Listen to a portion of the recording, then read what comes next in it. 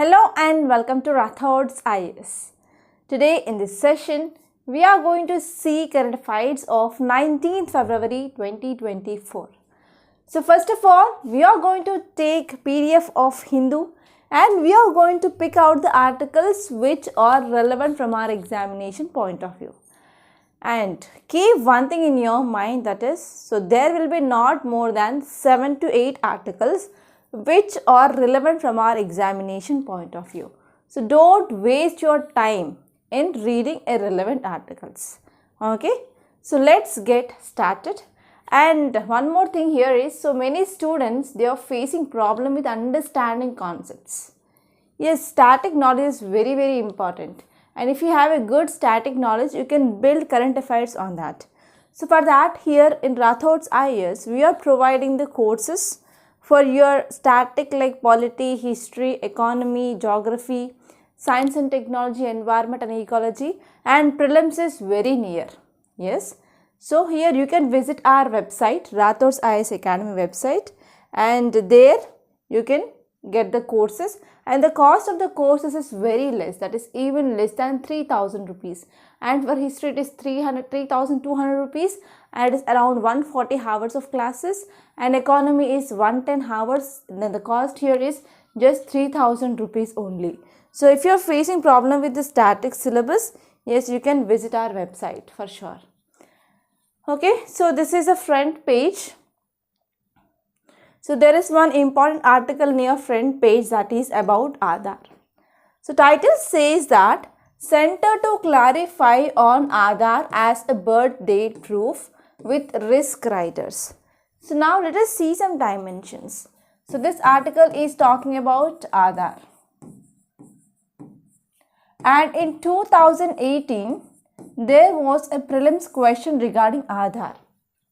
Okay, you can check that question also. So here you have to see some dimensions like what is this Aadhaar and what is the importance of Aadhaar,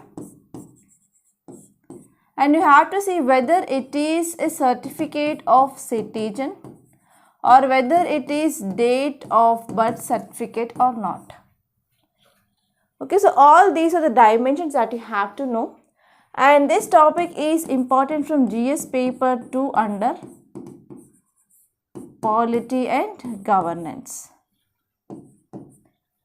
So this topic is important from both your prelims and also from your mains. Okay, so now let us see this topic in detail.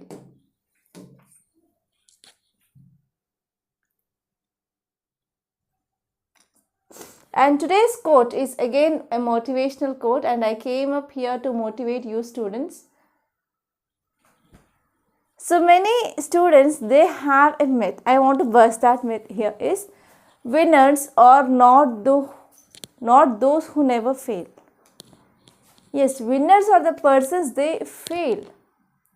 But those people who never quit.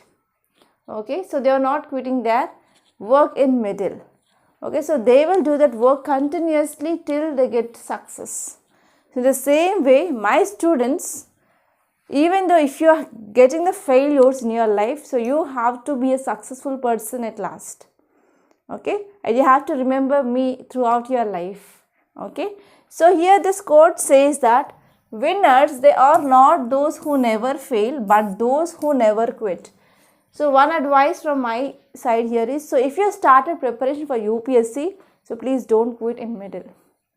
So even though if you are not achieving the success in this UPSC, you will be having a very good and bright future ahead. Okay. Yes, now let us see this article. It is about Aadhaar as a birth date proof or not. So if you see the context, it says that to avoid inconvenience to the public and beneficiaries of government schemes, and quell a sense of anxiety about the recent directive, that is to stop the usage of Aadhaar as a proof of date of birth. So even if you want to get the SIM card, you are giving your Aadhaar card Xerox copy. Yes or no? And if you want to get benefits of any government scheme, we are giving Aadhaar card. And even, especially in our state to get free bus service for women, yes, we have to show Aadhaar card, that is original copy of Aadhaar card to the conductor, right? So here we are using this Aadhaar card in number of ways, yes or no? Yes. So here UIDAI is likely to issue a clarification soon that whether we can use that Aadhaar card as an ID proof for age or not, and they are going to do some risk-based assessment regarding this step, that is whether Aadhaar card can be used as a date of birth proof or not. Clear? And now let us see some more important details. Aadhaar has never served as a proof of citizen, because even foreigners who are staying in India for 180 days, that means for 6 months of time, so they are also eligible to get this Aadhaar card. So in this way, we can't use this Aadhaar card as a proof of citizenship. So this thing that should be very much clear. And next one here is some organizations like EPFO, no longer they are accepting Aadhaar as a proof of date of birth based on the recent circular. Okay, and even 2018 memorandum which clarified that Aadhaar is not a proof of birth certificate or a birth date. So what is this Aadhaar? So you have to know some basic facts regarding this Aadhaar. Yes or no? So what are those? So Aadhaar is a 12 number or 12 digit unique identification number. Yes, on this Aadhaar card we have this 12 digit number, and it is issued by UIDAI to every Indian resident. Okay, to every Indian resident, here UIDAI is providing this Aadhaar.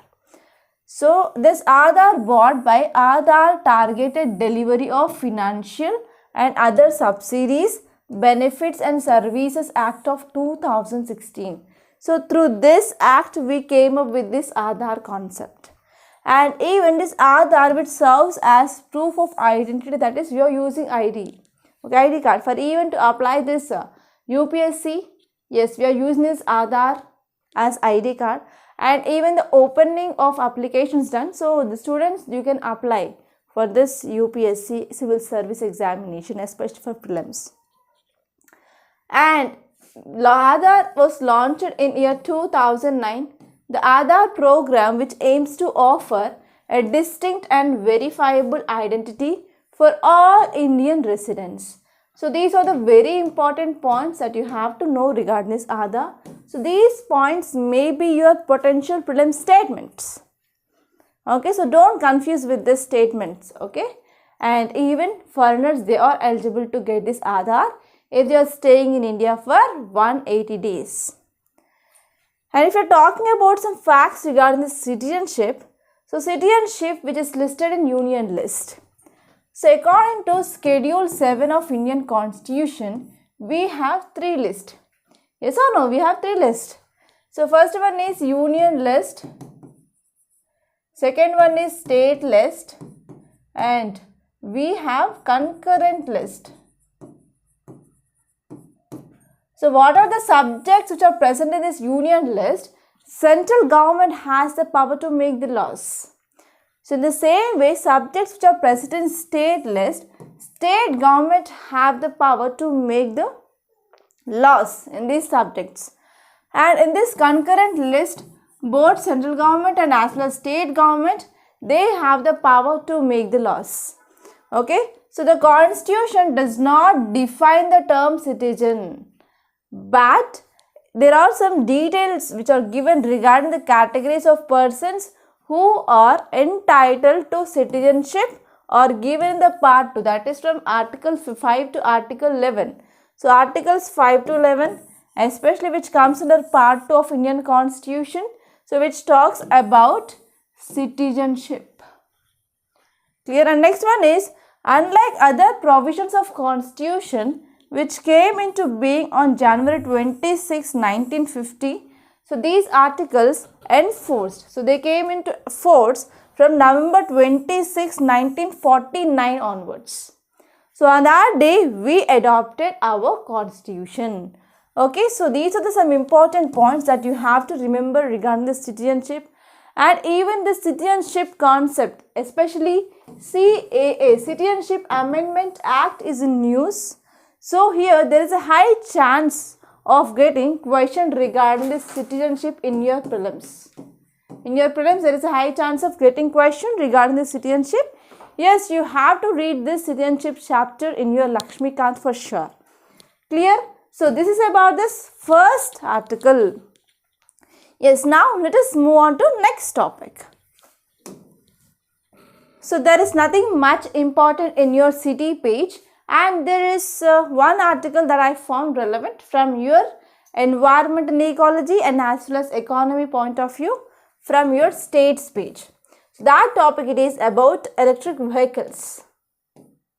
Okay, electric vehicles. So there are lots and lots of dimensions that you have to think about, and I will be giving you the dimensions, don't worry.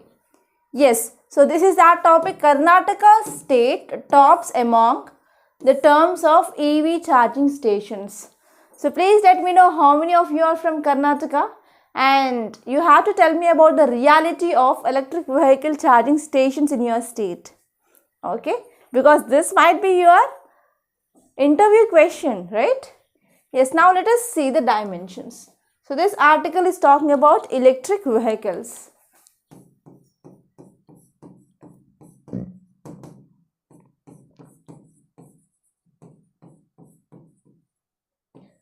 Okay, so this article is talking about electric vehicles. You have to know about what are these electric vehicles, and you have to know what are the advantages and what are the disadvantages of these electric vehicles, and even you have to see like what are the challenges. So one important challenge here is infrastructure, especially charging stations. So this challenge which is talked in this article, and even you can think about what are the government initiatives.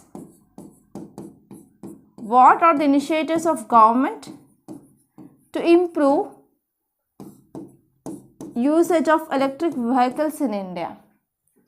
Okay, so all these are very important dimensions that you have to know, and this topic is important from GS paper 3 under environment and ecology, and even from your economy point of view.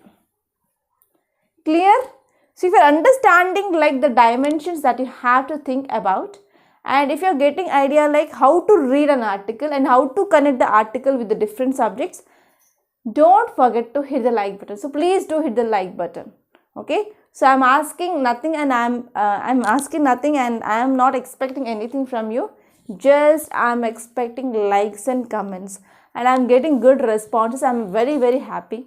So if you are responding like that, and if you are encouraging me, I will be coming up with much more interesting and as well as very useful content for your preparation for sure. It's my promise. So please keep on your promise, that is hitting like button, and I will be keeping on my promise of delivering the good content. Clear? Yes, now let us see this topic in detail. So if you see, state of Karnataka tops in the terms of public electric vehicles charging stations. So not only improving or increasing of number of electric vehicles is important, but even providing infrastructure to maintain the long run is very important. For example, if you are buying these electric vehicles, but if you are not having the charging means, how can you use that? You can't use that, right?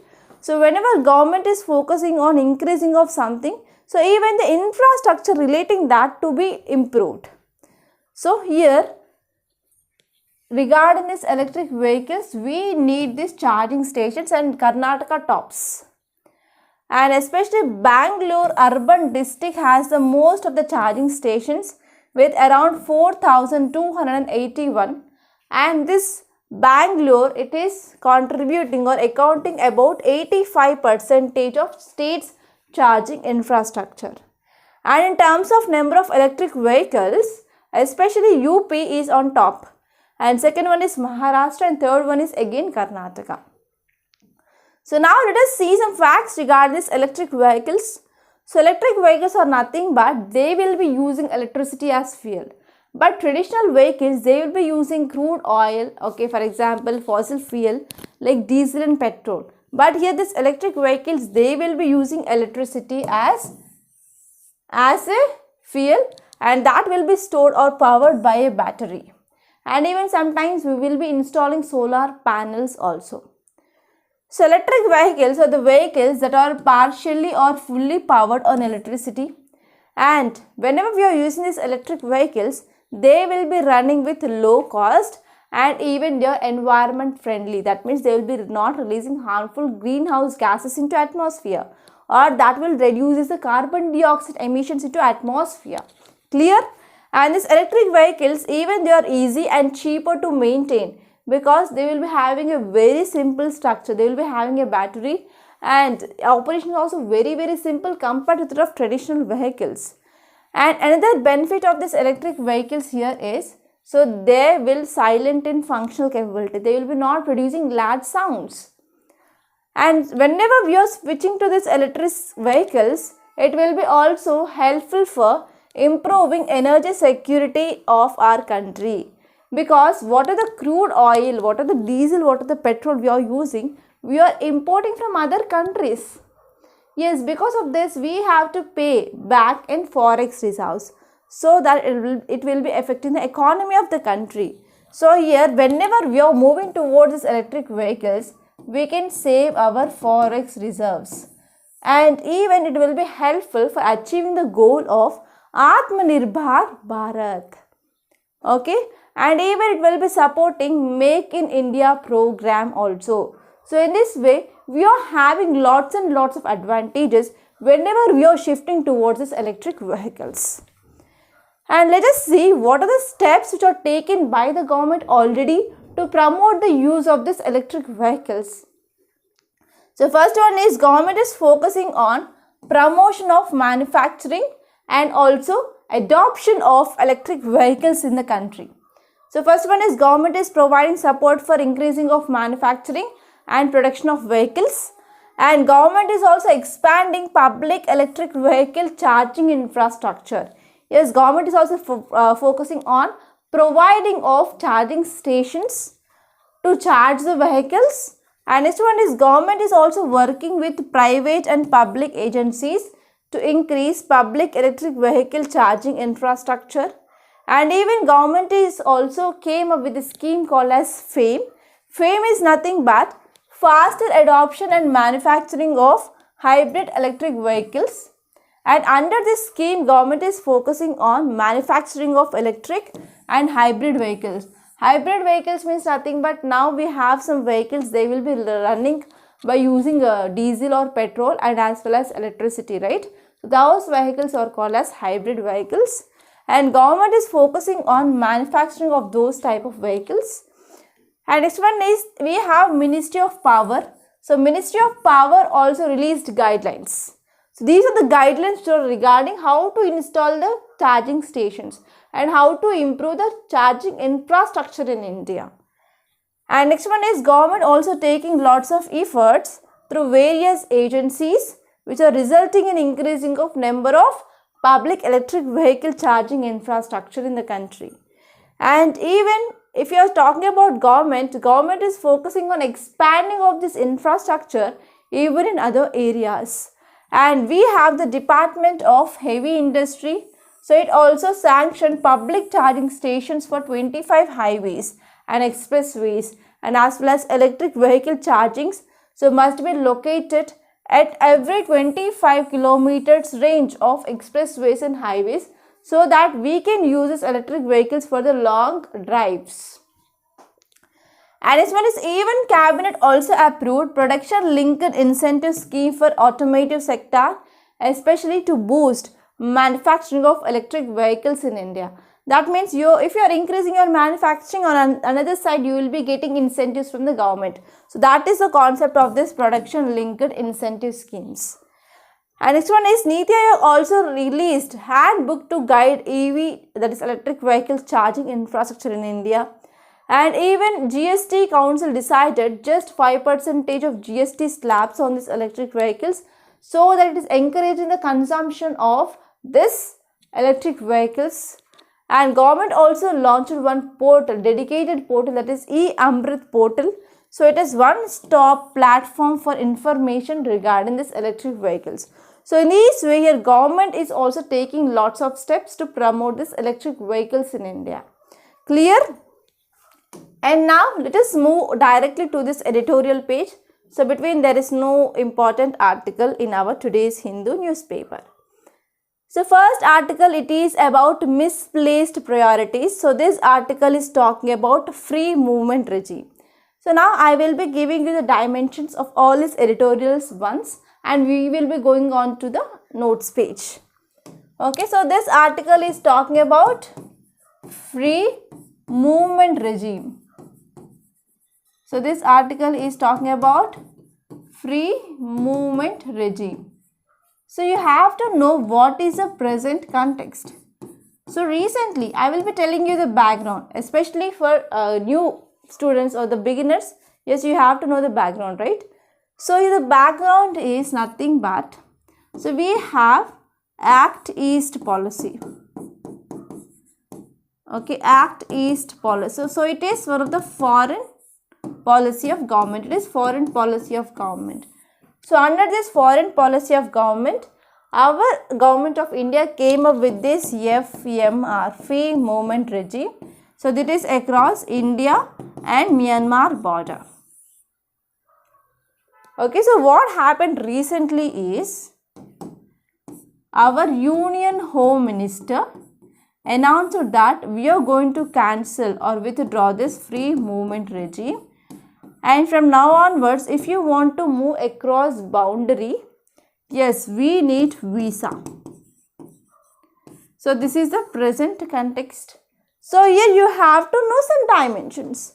So dimensions are what is this free movement regime and what are the advantages and disadvantages, and you have to see what are the concerns now, and you have to see what is a way forward. So all these are very important dimensions that you have to know, and this topic is important from GS paper 2 under international relations, because we are talking about foreign policy, and even we can connect this topic with India-Myanmar relations. So we can talk about India-Myanmar relations here. Okay, so this is about this dimensions. And now let us see next topic. It is about artificial intelligence. So in this topic we are going to see like what is this artificial intelligence and what are the applications of this artificial intelligence. That's it. And this topic, it is about India-UAE relations. So already we are discussing that topic from last 5 days onwards. Okay, so this article is talking about India-UAE relations.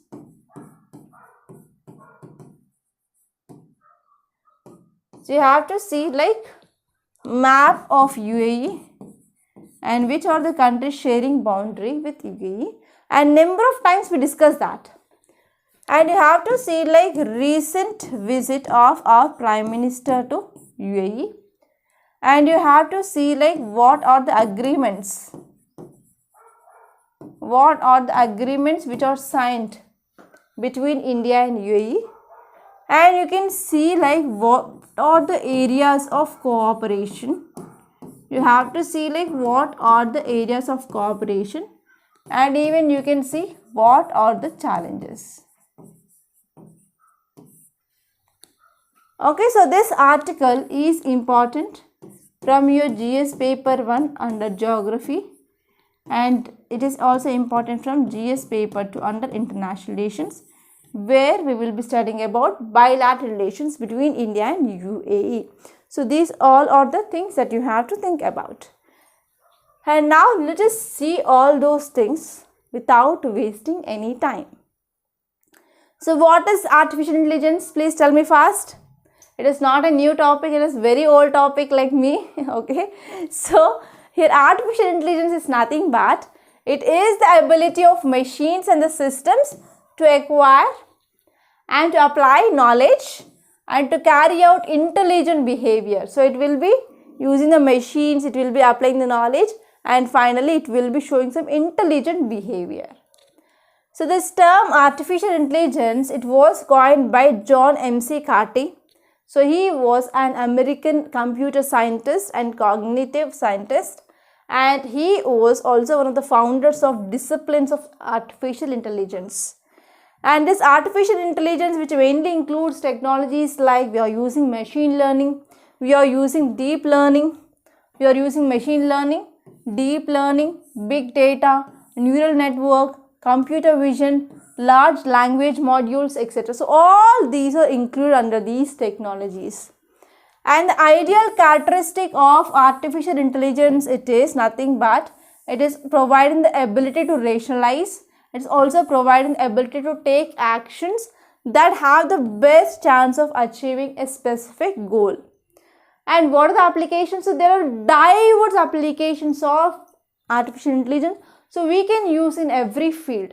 For example, in healthcare, so we can use artificial intelligence so that we can have artificial intelligence driven diagnosis, artificial intelligence driven personalized treatment. So we are taking person as a specific, and we are going to calculate the dosage, we are going to see the stage of disease. So based on that, we can design the medicine, and we can go for early identification of potential pandemics and even imaging, diagnostics, etc. So in all these areas, yes, artificial intelligence is very, very useful.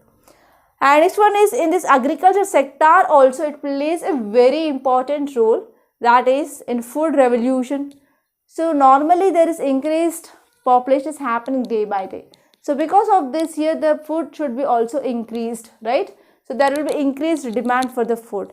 So that we can use this artificial intelligence and we can address the challenges like lack of assured irrigation and inadequate demand production and excess use of pesticides, fertilizers, fungicides. So we can control them, and we can focus on increasing of crop production, and we can go for detection of pest attacks, and we can go for prediction of crop prices and real-time advisory. So in all these areas, we have the good advantages of using this artificial intelligence. And next one is even this transports, logistics and smart mobility.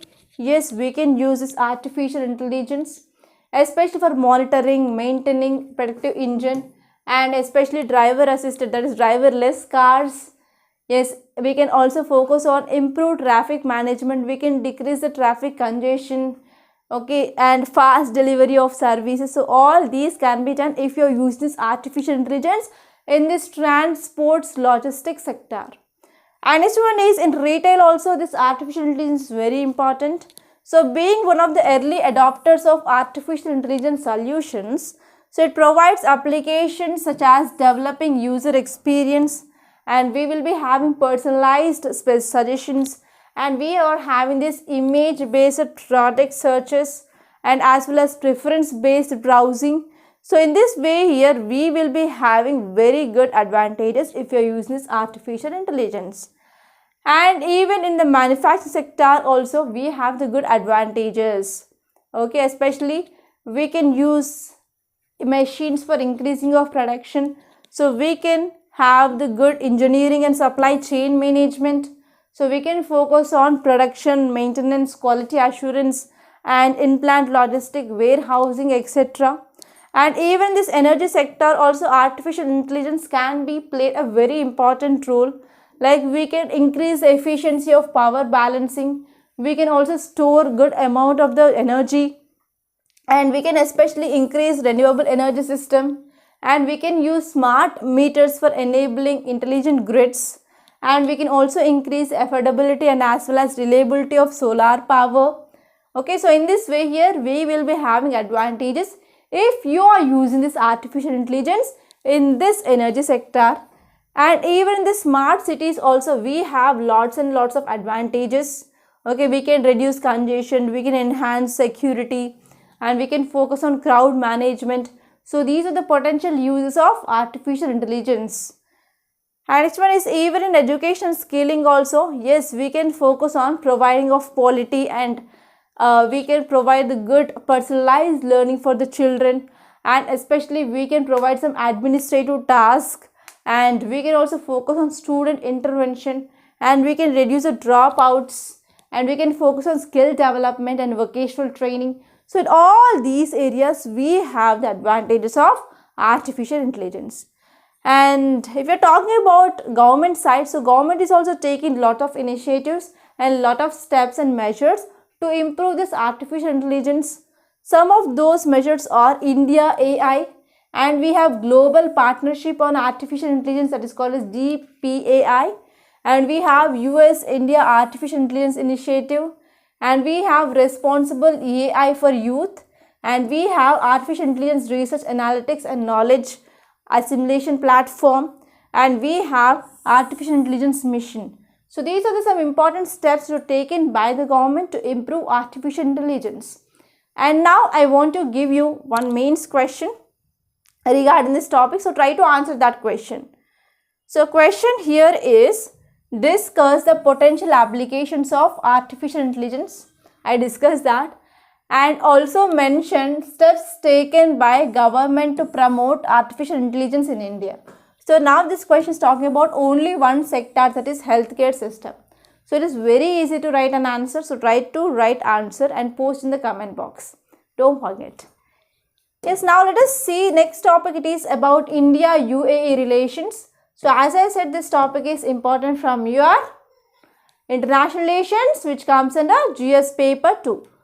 So if you see context, it says that our Prime Minister met UAE President in Abu Dhabi, and we came with lots and lots of agreements. So we are going to see that.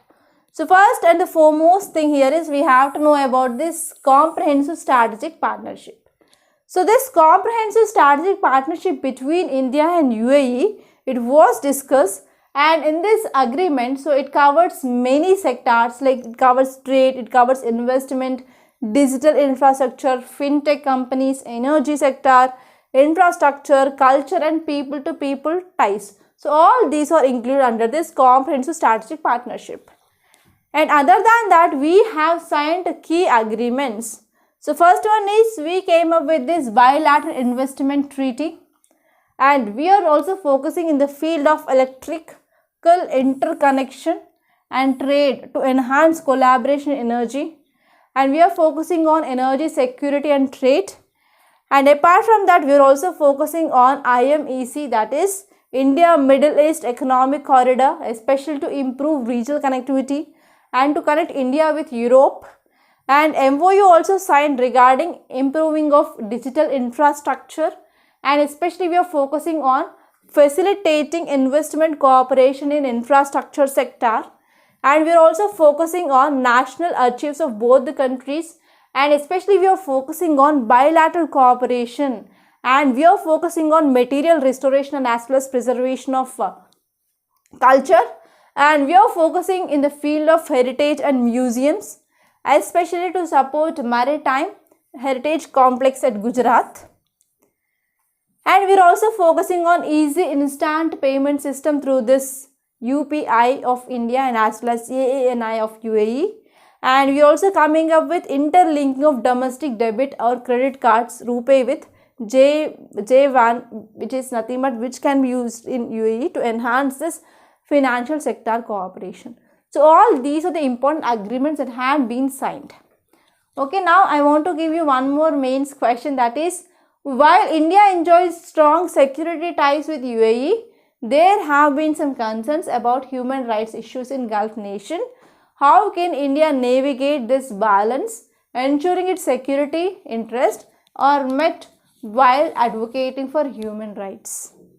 Okay, try to answer this question. Okay, do some research. Yeah, and now next to the topic, that is about free movement regime. Already we discussed this topic number of times. Again, we have to do this because article is given in editorial section, and you will be saying that ma'am, you didn't discuss about this topic. And I got a comment like, ma'am, you are taking much time in discussing this Hindu analysis and your speed is very low. Okay, you are saying very slow. So that I want to change my style and I came up with the fast analysis today. So please let me know your suggestions, whether shall I continue the slow way or the fast way. Okay, it is based on your interest. Okay, so please let me know your suggestions in the comment box. Yeah, now let us see about this free movement regime. So free movement regime is nothing but it is an arrangement between the two countries, that is India and Myanmar. So this movement regime, free movement regime, which allows tribes who are living along the border on the either side to travel up to 16 kilometers inside the other countries without visa. Without visa, here tribes, they can move within the country. It's like India and Myanmar. So they can cross the border on production of a border pass. So they will be having a border pass, and by using that they can move across the border. And even they can stay up for 2 weeks per visit. So they can stay in the other countries like up to 2 weeks. And this free movement regime, it is a reflection of strong ethnic and familial ties across the border. So across the border, what happens? So we have the culture ties, we have ethnic ties. So because of this, we had this agreement. So we came up with this free movement regime in 2018 as a part of India's Act East policy. Okay, and it is not for the first time we are suspending this, but even in 2022 September also, we came up with suspension of this free movement regime because migrant influx is happening and they are staying in Mizoram, etc. And if you are talking about what are the objectives of this free movement regime, so this free movement regime facilitates people-to-people contact. It also facilitates local trade and business, and it will be also helpful for addressing of historical divisions and also promotes regional cooperation, and especially it will improve people-to-people contact and also promotes local trade and business. And even this region, which has a very long history of trans-border commerce, trade, and we are having border haats. Haats are nothing but like weekly markets. Okay, and next one is which is talking about exchange of local livelihoods is also very important. Okay, so these are some important objectives. And what is the criticism? So there is illegal migration, drug trafficking, terrorism. Okay, so we are having unfenced and porous borders. It is contributing to these challenges. So these are the challenges. And what are the current issues? So Manipur conflict is going on because of narco-terrorism and even illegal migration, and even India is facing persecution as well. So these are some recent concerns regarding this issue. And I want to give you one more mains question, that is examine the implications and challenges of free movement regime between India and Myanmar, and also you have to highlight impact on security and regional dynamics. So in this way you can get a question in your main. So try to write answer for this question. Okay, and now let us move back to our Hindu paper. So in text and context, there are 2 articles which are important. You need to know that. So first one, it is regarding IPCC. So what is IPCC? So IPCC stands for United Nations Intergovernmental Panel on Climate Change. Okay, so here just we have to see the gist. So there are 3 reports from IPCC's 6th assessment cycle. So these reports are published in 2021 to 2022, and these documents are focusing on especially consequences, adaptation, vulnerability, as well as what is the impact on mitigation. And this 6th assessment report, which warned that time to limit the rise of world's average surface temperature to 1.5 degrees centigrades from pre-industrial era. So this concept which was agreed in this Paris climate deal of 2015 itself. Okay, and it is also assessing the world progress towards the goals of Paris Agreement. And even we came up with this concept called as global stocktake, and number of times we discussed about that global stocktake. Okay, so these are some things that you have to remember. And next topic is why have fresh protests erupted in Senegal. So you have to see where is this Senegal located, and it's a very small country. You have to see the boundary countries, and because of political instability against Senegal is in news. You can move on to this news page. I found nothing much important in our today's newspaper. Yes, here you can see one article. It is about army upgrades fire power in eastern Arunachal Pradesh near LAC region. So this article is important. Okay. So here we have to focus on India-China relations. So this article is important from our international relations, which comes under GS paper 2. So if you are drawing the boundary between India and India and China, so this is the diagram. Okay, it is not exactly correct. Okay, but this is just schematic diagram. So we have boundary issues in 3 sectors. So in this western sector,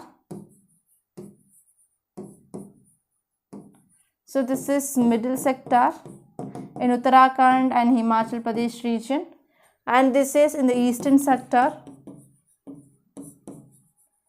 So in the eastern sector here, China is claiming entire Arunachal Pradesh.